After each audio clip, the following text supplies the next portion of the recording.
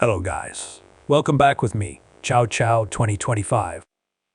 Today we're going to explore more of Stable Diffusion AutomatIS 1111 and its extension AnimatedDiff and ControlNet. By combining these two extensions, we could make a video that are inspired by other video. Before we continue, make sure you already have Stable Diffusion, ControlNet and AnimatedDiff. I already make video about how to install them, so just check the link on the description. Now that we have all the extension, the first thing you do is to have the video source. I suggest have a very short video, like a few seconds, just for testing. If you can, convert the video into very low FPS. I suggest max 8 FPS, so the process not take a lot of time. There are a lot of tools and software for converting and reducing FPS, so I will not make it part of the video.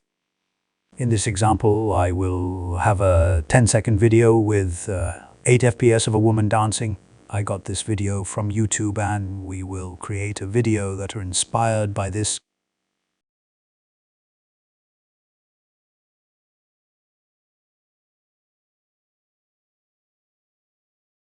After you have the source video, open your Stable Diffusion. Use your favorite model.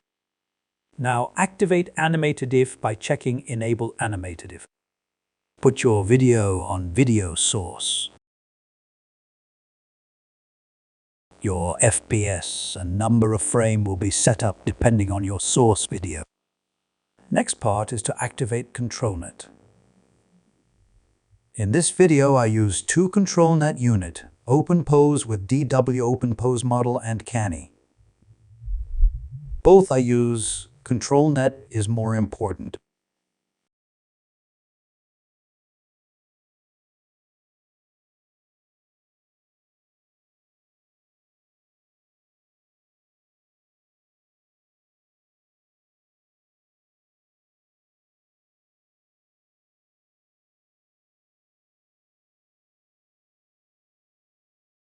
Now I put a positive prompt of pretty woman, Asia, dancing, masterpiece, high quality.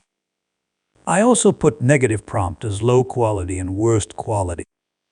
Now we're going to process. It's going to take some time. And here are the results.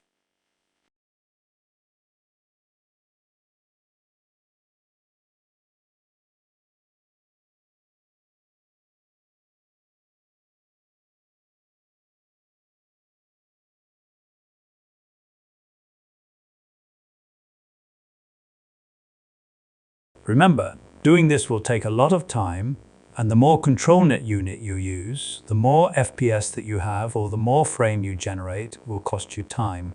In this example, with RTX T60 Ti 16 gigs, it take about 24 minutes for 11-second video with 8 FPS. As you see, the video result is really looking like with the original. That because we use Canny in our prompt, not really contradict the original video. You could try mess around with the prompt, or you could simply use OpenPose and not use Canny to reduce the resemblance of the video. This example, I remove the Canny ControlNet and I add red shirt in the positive prompt.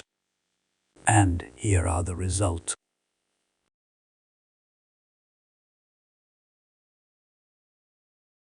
As you can see, the dancing is the same, but the character and background now more following the prompt. So now you know how. It's time for you to generate more long and high FPS video. Anyway, guys, that's it for me. Thank you for watching. Don't forget to like, share, and comment. See you again on the next episode.